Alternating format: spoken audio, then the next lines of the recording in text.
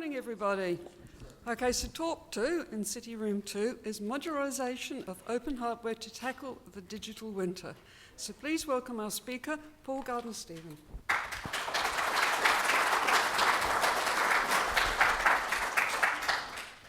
Thank you all for coming along. It's great to see a bunch of faces that I haven't seen in a while, kind of being in the wilderness of private enterprise for the last few years. It's great to kind of connect back with the community. So I forgot the other things to pass around. These will become clearer through the talk. These are some examples of the little hand solderable modules that we'll be talking about as we go along. So first up, so who here remembers the Serval project? Yes. Yes. I'd be a little worried if Romana had forgotten. Excellent. And who knows about the Mega 65 project as well? Yes, again, lots of yes. Kim holding the item up for ransom. Not for auction, unfortunately. Excellent. So this project, as you'll kind of see, is almost kind of the strange love child of the two, as kind of times have moved on. But we'll talk a little bit more about that as we go along. Contact details if you need to grab me. And so I don't work for Flinders University anymore, but I still have adjunct status there, which is great. Flinders is great, and the other affiliation we have here is the Museum of Electronic Games and Art, based just out of Frankfurt in Germany, who are some of my fellow crazy collaborators with the Mega 65 project in particular. So without their input and assistance, we wouldn't have anything like what we have with that physical unit that's being passed around. And hopefully, some folks from there are listening on the Mega 65 Discord channel. So if someone's got Discord and they're on the server and they want to check that the audio is coming through, that would be marvellous, but not a necessity. And the final preliminary, also an important one, is we just really want to acknowledge that we are meeting on the traditional lands of the Kaurna people here today, and that we respect their spiritual relationship with their country. And we acknowledge the Kaurna people as the custodians of the Adelaide region, and that their cultural and heritage beliefs are still just as important for them today as they ever were. And we also pay our respects to the cultural authority of the Aboriginal people, visiting and attending from other areas in the state and around the country and surrounding areas. So, excellent. So let's have a little bit of a look then at what we're going to talk about today. And so throughout the talk, feel free to jump in with questions as we go along. This can be quite the choose your own adventure as to where people's interests are, because I can talk for hours on this kind of thing. So focusing it where you'd like, very happy to do. So we'll have a little bit to talk about NLnet, who are supporting the current piece of work on this at the moment. We'll talk about what is a digital winter. Who has heard the term digital winter before? From anyone other than me? No. Oh, one, okay. Yeah, kind of, okay, cool. So we'll talk a little bit more about what that is. We'll talk about the threat landscape for winterable technologies, as we're kind of calling them. And then what can we do about that kind of threat landscape? What am I doing about it, and in particular with the megaphone? And then what can you find folks do in your own projects or elsewhere around this? But the current piece of work would not be happening without the amazing people at the NLnet Foundation. They have managed to find ways with their own capital and more recently with EU funds to fund grassroots open source technology. So if anyone happens to have EU citizenship, write to your local members of European Parliament and say how amazing the work is that these guys do. So they, if you like, they wholesale funding from the EU and then retail it out to open source projects without anywhere near the bizarre paperwork that you would imagine from contracting directly with a body representing 800 million people. So anything that anyone can do to help them continue with their amazing work in this space, please do that. Or if you are financially in the means to support them directly as well, there's always things that they have need for direct funding that they can't use the EU funding to do to grow their influence. Okay, so that's all of the background for the moment. Let's talk about digital winter. So a few of you have kind of heard this term. It was kind of funny in a sad kind of way. When I first kind of came up with this idea was sort of mid-2019. And so I went, presented at one of the Chaos Computer Club Congress and camps, a couple of different occasions in 2019. the last of those kind of, at the end of December, and talking about this idea of what happens when our capacity to design and build new open hardware, and as a result, open software systems, is broken somehow, right? You kind of think like, in the summer, everything is carefree and relaxed. In the winter, it feels carefree and relaxed because all the fruit is hanging on the trees and you can eat, and then you realise soon enough that the trees are getting bare and that winter is coming before you can even then start to actually plant out the next generation of crop. In spring, you get hungry while you watch the things grow, and this plays out on a social scale when we think about these freedoms and things. So we had kind of, the first digital spring, I would say, was sort of from the 50s to the 70s, where we kind of went, if we can make these things, we can make these other things. And so we ended up with the home computer revolution, then personal computers, and the growth of Linux and other open source operating systems. And everything was great and getting better. And then we've had this quite long summer where, the things that we can do even now, and I would say we're actually in the beginnings or somewhere in the digital autumn, the things that we can make. This is what this conference is here to celebrate, right?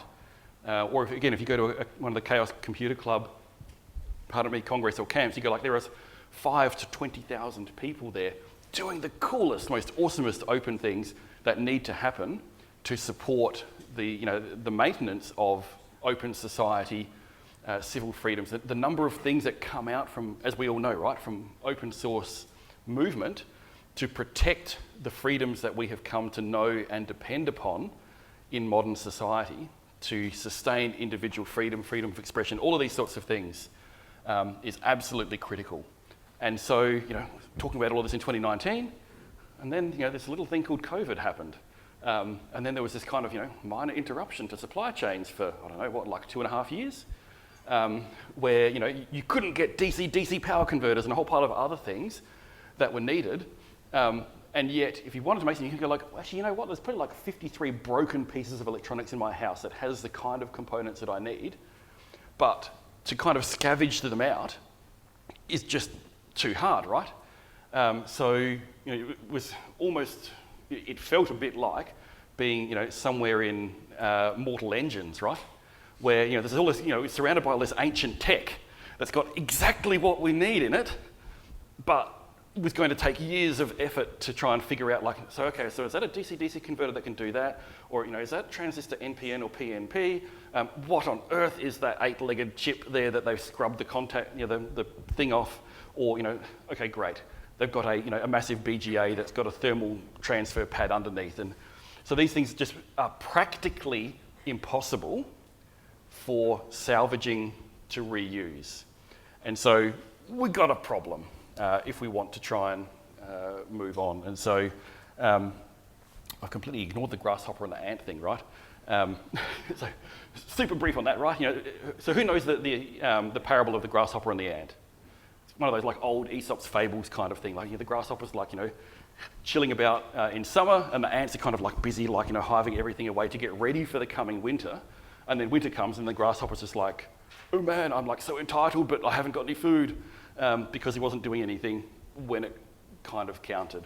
And the ant's kind of going guys, winter comes every year, prepare for it, and then you're kind of fine. And I think, because you don't want to scare the children too much, I think the ant lets the grasshopper in so that the grasshopper doesn't die over the winter. Sorry? Or eats them. Yeah, that's right. Well, it's multi-purpose, right? If you've got enough food to share with the grasshopper, then you're doing a good deed, and if you don't, well, then the grasshopper's giving you the food you need over the winter. So the moral of the story is, be the ant, not the grasshopper, I think is the clear implication there. So there's a link to one of the videos that I gave about this before COVID happened. But if we think about some of the causes for digital winter, so obviously we can have, pandemic. I didn't put on the list because it's kind of, in some sense self-evident as a cause of supply chain disruption. But look at what's happening around the world at the moment. So when Ukraine got invaded, did anyone notice that freight costs went up a bit, and getting freight delivered was taking longer? So we kind of were trying to bring the Mega 65 computer out at this time, and we got stuck on the darndest things. So it turns out that in all of Europe, there is one company who made the staples for wooden pallets for like putting gear onto ship. Can anyone guess where that factory was? Country starts with U. It was in Ukraine. So the only supplier of the nails you needed to make shipping pallets was totally out of action. Like from memory, it actually got bombed. And so that one little supply rippled through for it looked like 18 months before freight prices even began to kind of renormalize. And we're kind of having to, it was like we could get the cardboard boxes for the Mega 65s delivered to the factory where we needed them to, but only if we kind of like bought our own wooden pallet along to put them on. It was just, you don't want to be there. Another one I think that we're quite familiar with along the way is regulatory capture of innovation. So, you go back in time and what you could do in the RF space in particular was much freer, and it gets increasingly tightened as corporate interests, want to use that spectrum for other things, for example. But it need not happen only in that area. You look at secure boot on PCs these days. There's another kind of example where, it's quasi-regulatory capture, and you have to kind of, work around all of these things. And so there's a whole bunch of these things that are outside of our control, and there's a few that are inside our control. And so one of those is, what I'm calling here the complexity event horizon. So if you think, so if, heaven forbid, war descended upon us here in Adelaide, or zombie apocalypse or whatever, and we were isolated into groups of 2 and 3 people doing things, but there were state level actors who were working against us. So maybe the zombies get unionised, right? And there's a vision, isn't it? The zombie union. But so in zombie HQ, right? They've got their rooms full of the green glow and the green skin of the zombies. Instead of its brains, it's kind of like your servers. And so they're busy mindlessly attacking everything that you've got. And so now every square millimetre of attack surface you've got matters. And the things are so complicated that like the zombies are just going to leak in, right? They're going to get into your systems in the same way that you have to try and make sure that your physical perimeter is safe. And so beyond a certain level of complexity, it's just not possible to have any hope of security. And I say hope of security because security is one of those things where you can go, I have done all of the checks and things that I can think of. I think I'm secure. And just like a good move on a chessboard, someone just has to do a Kasparov and go, ha, ha, ha. That's what you think. And, some strange move and suddenly you go, where did my pieces go? And so it's this same thing. And unless it's simple enough that you can reason about fully, right? Instead of your security being a chessboard, you want it to be a tic-tac-toe board, right? So you can just go, right, I'm just going to play in the middle and make sure that I go in a corner on the next turn. Life is good. So we need to think about ways that we can avoid this complexity event horizon. So for hardware, arguably it's kind of there already. Protocols now are kind of getting nuts and really pushing on this area. You kind of, you go back to the beginning of the web and you go, get blah / HTTP 1.1, and you get some goop back, and you can display a page, and it's all kind of good and fine. And now you go, how many megabytes of JavaScript gloop gets loaded into every web page to do weird things that no one can even actually fathom. It's just, the dependency hell feeds into all of this as well. So we've talked, when my laptop decides to respond. As I said, I should have given the presentation on the Mega 65 again. My laptop may have frozen hard, in fact.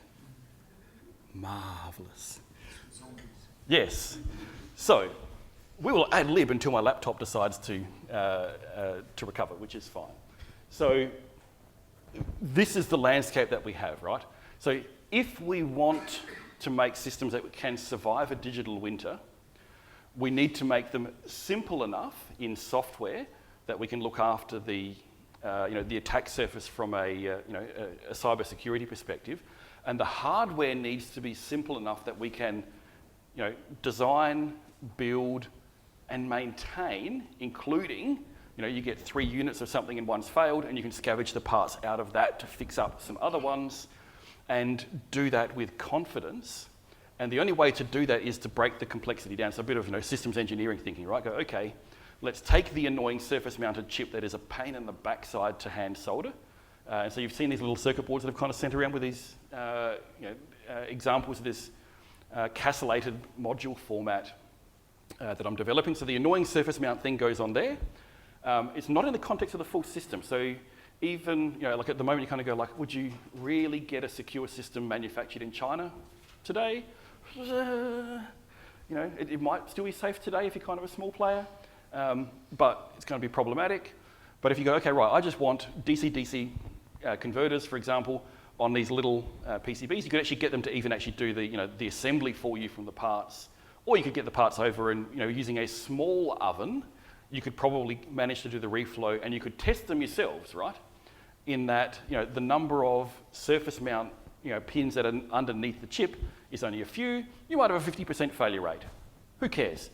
Because you can just test those independently and know that that module then works, put it to one side, design, manufacture, assemble the next module, independently test it until you've got all of the little pieces you need to put on the large carrier board to make the complete system, and you can just hand solder them on and hand solder them off. Is the general idea of that. And then, again, for the maintenance, you can, again, go, well, I think this module's faulty, I'll take it off and I'll try another one of the same type that I have and put it in and see if it fixes the other thing or not. It's so much more discoverable and diagnosable as to what's going on. So how can we make modules that have this kind of helpful property about them? So on those boards that I passed around, you might have noticed that I've got more here so I can half remind myself. There's a few interesting features that I've built onto that, and I might just try and reset my laptop while I go through this as well.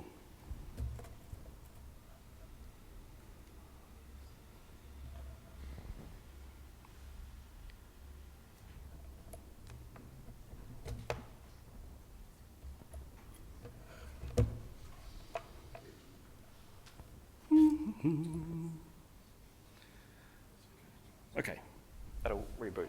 So you've got the, and I'll break off one of the little modules, and I can put that on the spot. And the one that's going around that's got the sparkly nail polish on it, you'll notice that the module kind of sits in the middle, and then there is actually 4 pins that are still exposed in 2 pairs, and there is solder braid connecting those pairs of pins.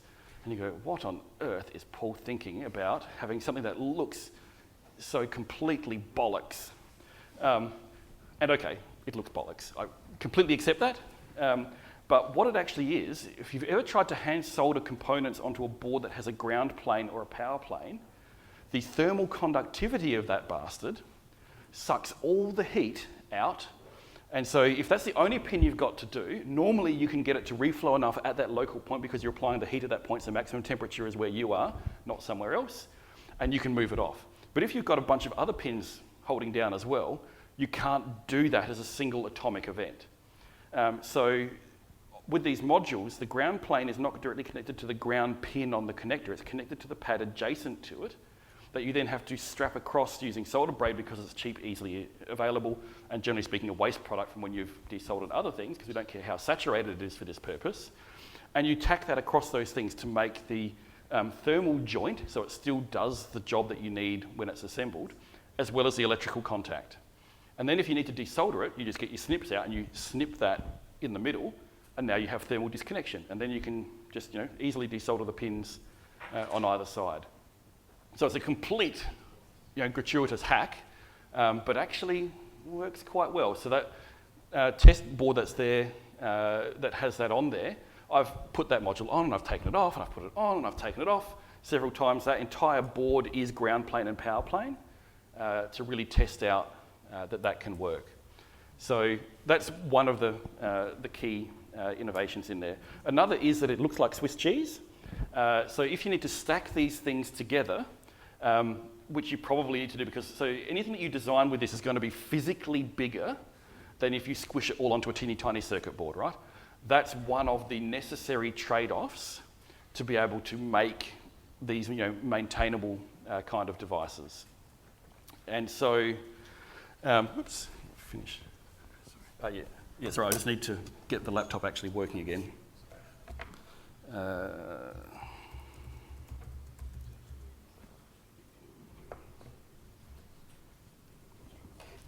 Yeah, so the components can actually poke down into the gap in the circuit board. So for your typical kind of surface mount jobs, probably that will be sufficient for you to then have layers adjacent or very nearly adjacent. And so you could have a stack of these boards, 3 or 4 high, that cumulatively make up what we need.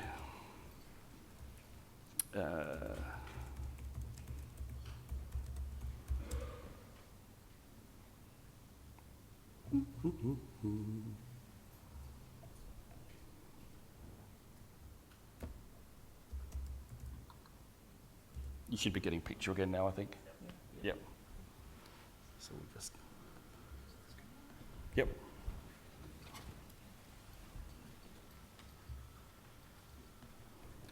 Ba-ba-da-ba-ba.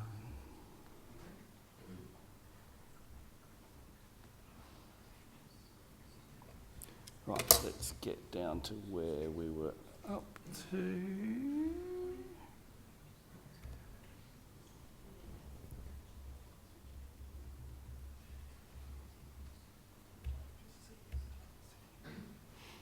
Okay.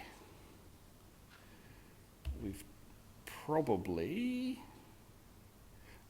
we'll jump around back slightly to where I had, the order I had intended to go.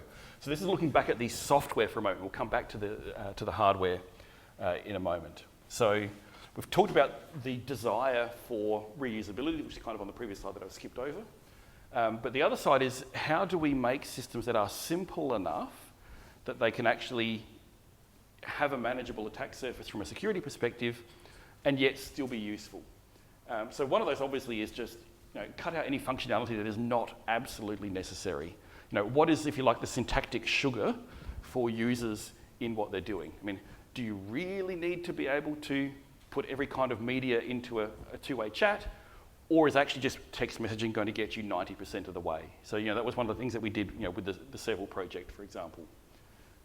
Reduce external dependencies. Think about what you actually need to support the thing to actually do its job. And this may require some different thinking to get rid of those conveniences. And it was a thing that we found in the disaster context was super common, where we'd talk to different groups and go like, oh, we've made this amazing new thing for doing data collection in the field. You go like, it needs the internet, doesn't it? And they're like, oh yes, but it doesn't need much internet. A 3G connection should be fine.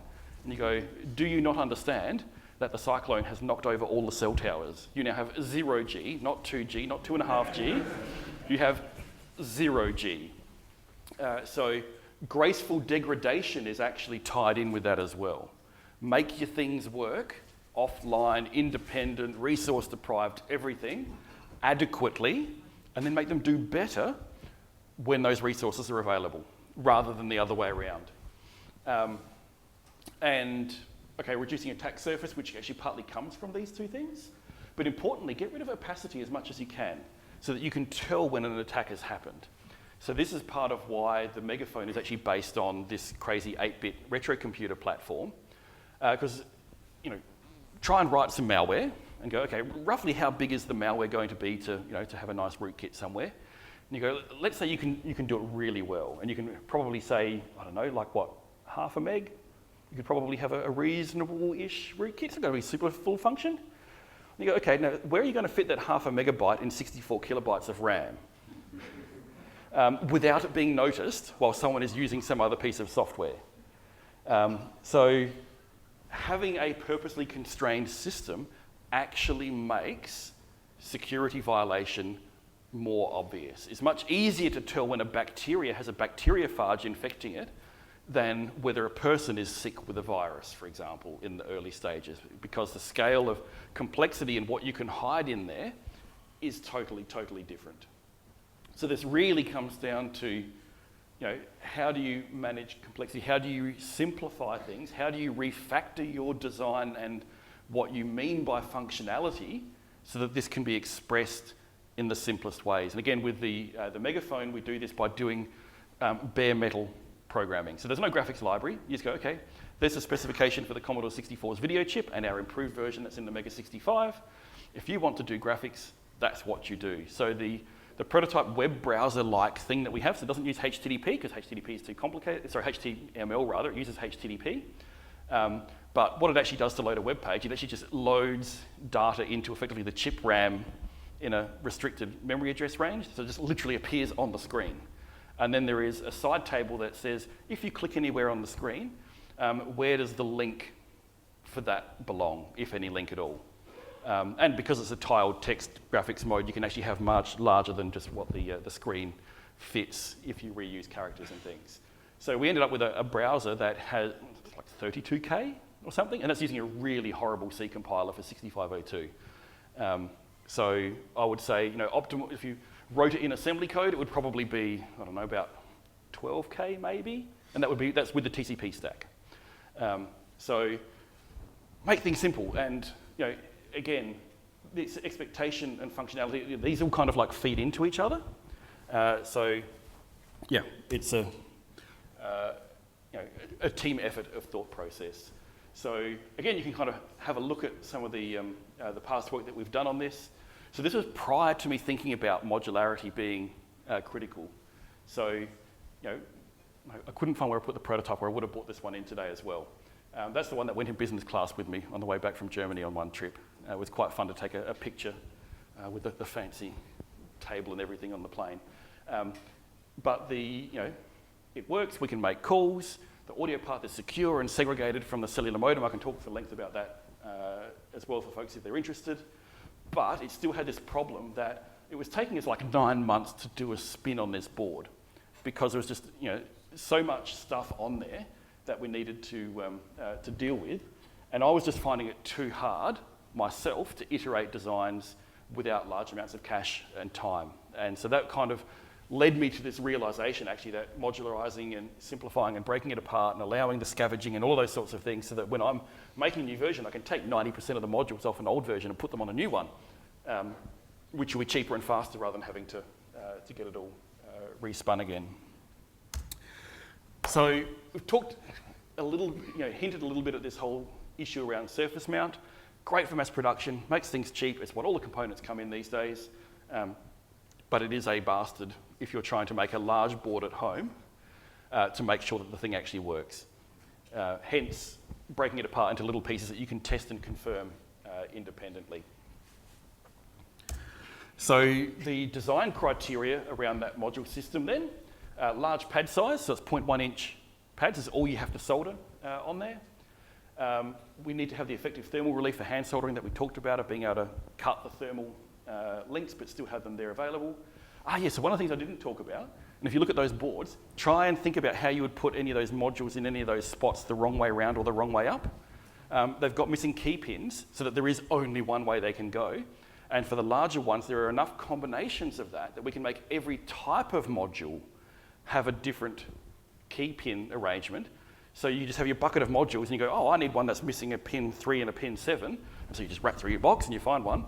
And so long as no toad has decided to make two completely different modules using the same thing, in which case you have my full permission to put a boot print on their backside, that you should just be able to go right and just kind of, jigsaw puzzle it together. And in theory, it should just work. Should, of course, being a very strong negation, right? So that's that. No sharp protrusion so that you can stack them easily. And again, for the Megaphone, this means we can put a screen slap on top of a PCB without spaces. We can put a battery slap on the underside without there being things poking through it to make it into a nice hand warmer for about 15 very hot minutes, depending on the size of the battery. And of course, so the ease of diagnosis and all of those sorts of things we've talked about. Relatively small size. We can't make it as tiny as we'd like, but we still want them to be as small as we can, vertically as well as in area, and the ability to do the tamper evidence on there. So the design decisions that came out from that were 5 very simple things. One was the castellated pins. This reduces the height and the size, and it just makes it cheaper, right? Because your pins just are part of the board. And castellated connectors have been used on a bunch of things. So, and does anyone know what a castellated connector is? It's kind of, you have the, if you look on those modules, you see that they kind of look like, they've got the little notches in at each pin. They're kind of like they're half a hole. That's all it is. They're just castellated. So it looks like the top of a castle battlement where you've got the ins and outs. So that, we've got the key pins so that you can't put them in the wrong way around or anything. We've got the board cutouts to reduce space. And the other thing I forgot to mention, if you look at it, you've got the main hole for a module, and then there are two little holes next to it. They're designed to fit a standard 1970s onwards dip chip remover.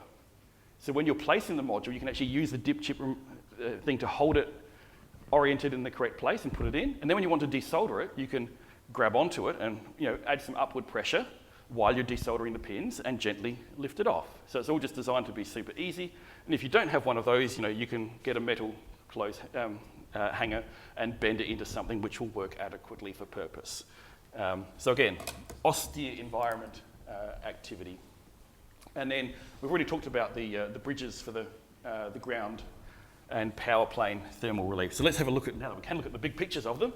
There's our castellated pins. There's our missing key pin. And and so so this is obviously is looking bigger than that because this is where you'd have your the lower bit of solder braid across and the upper bit of solder braid. Notice it's got QR code-like markings on there as well. That's so that if someone wants to make a library to do this, I'd love it. This is for the tamper evidence. So once you put the module on and you've covered it in your glitter nail polish, you can take pictures of it and you can do the orientation correction and everything to easily compare to see whether the glitter bits are in the right spot. So it's not totally safe, but it gives you some advantage. We have the marked out pry zone where you should not put any components on your module because that will line up with the hole. So that hole is larger than that pry zone. So the pry zone covers kind of like the top half so that you can get the hooks from the dip chip remover under and grab onto those spots. Unless you want to make a module that you know when someone's removed it once, right? Because you crushed some important piece on there, which, I don't know, you might want to. But hopefully you can see that there's only one way that you can orient that module onto the central set of pins in the middle. And this silk screen marks out where the hole is as well. So you can put components in the hole and know that they'll poke through the board. So obviously we can have different ones of different sizes and different numbers of pins and widths and all of that kind of stuff depending on what you need to put on there. So I'm in the process of making a KiCad library with a whole pile of these. So anyone that has the patience to sit in making footprints in KiCad, this would be a great, easy thing to do to help along.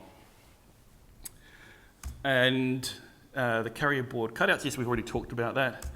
And so for those who didn't get to see close up, or for whom this is easier than manual zoom with a physical unit, we can see there that the solder braid, happily connected across there, and then I've put the the sparkly glitter on there, and you can see that in theory you should be able to auto register orient that image and look for the sparkly dots.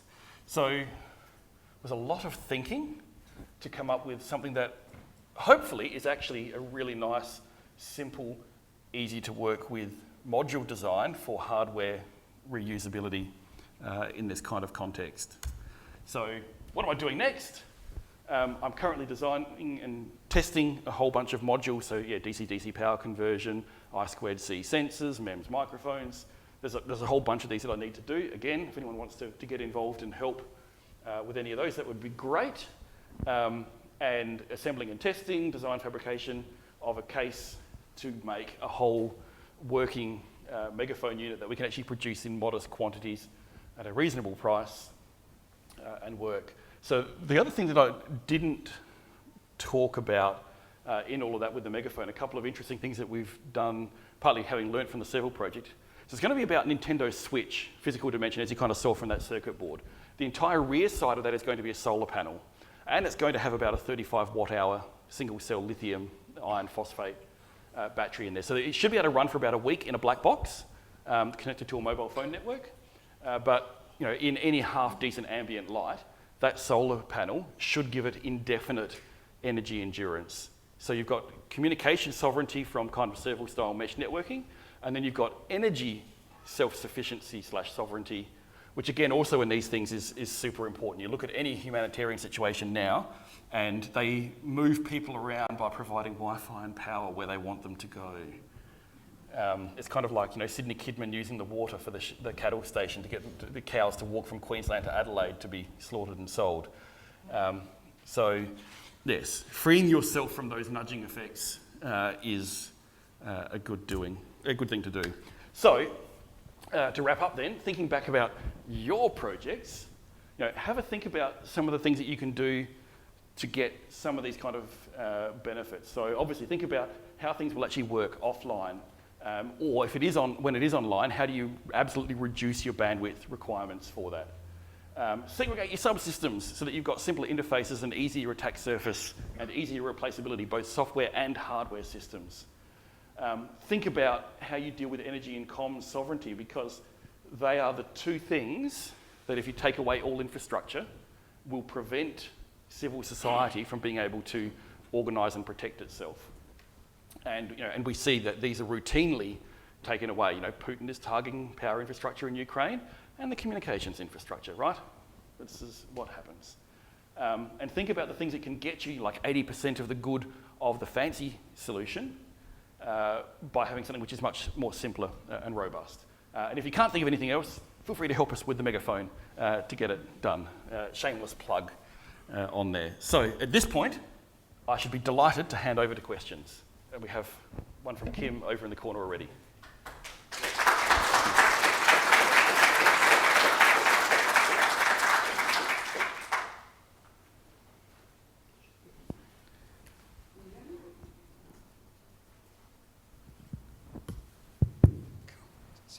Where was the question?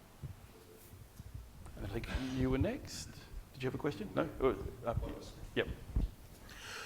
If you're moving towards these modular, they're quite small modules. So if you have a large board like the Mega 65 phone, does that mean you're moving towards smaller buses or serial-oriented buses rather than larger, wider parallel buses in complexity? Correct, yes. So we're trying to keep everything, so that for the most part, I2C, SPI, UART, lots of UART. Lots of things can talk UART if you choose the components well, or SPI, and so they're kind of nice. But the only parallel buses that we have for the megaphone is actually for the LCD panel.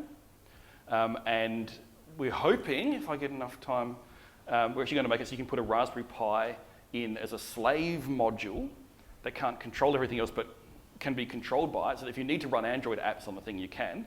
And then we need the parallel video output from that into the FPGA to do the compositing and overlay. Okay, so the second part of that thought was, how are you managing power of modules? Do you want to turn them on and off from somewhere else? Correct, yes. So that the DC-DC power modules will have an enable line. And we'll also have opto-isolator for galvanic isolation, because otherwise backflow is a bastard. If anyone here had to deal with backflow in a circuit before? Yes, one hand at the back, and a couple, yes. And it's a peril. So the earlier revision of the Mega 65 had a backflow problem through the HDMI connector, would back power the keyboard interface FPGA. That would do weird things and make blue lights blink on the keyboard when it was off. It was weird. Right. Next question.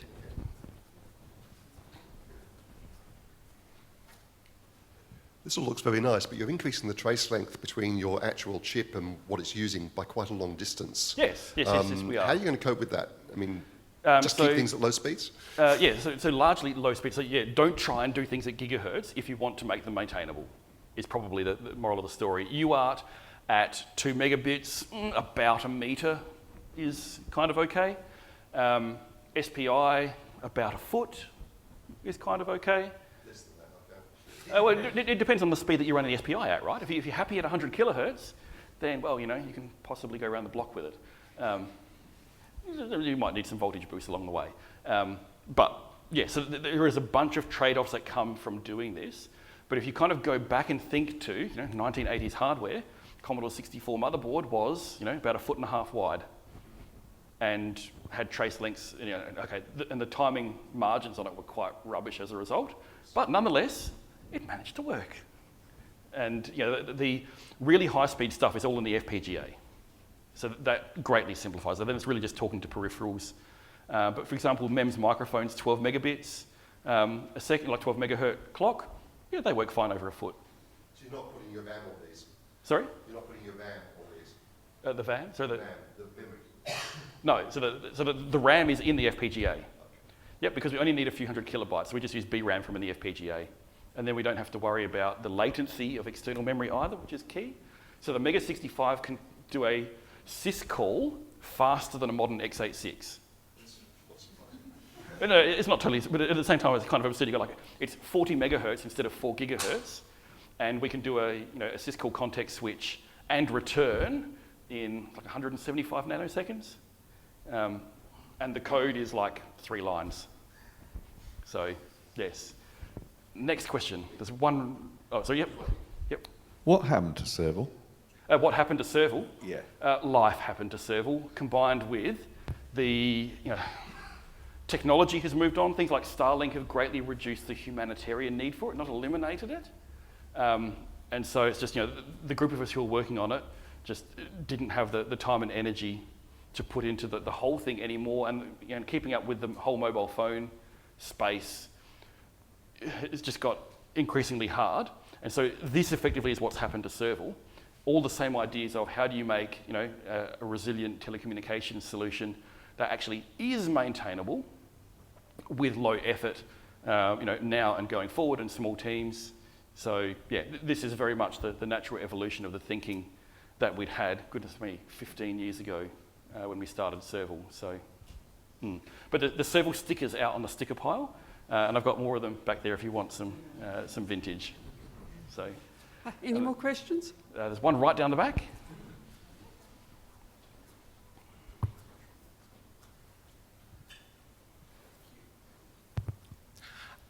What's your thinking around storage? Both, obviously, an SD card we can run off SPI, but I'm thinking about like availability of parts, also like environmental considerations, and the fact that storage is intended to be long term. Like, what's your thinking there? What have you done so far? So SD card is largely speaking our solution to that.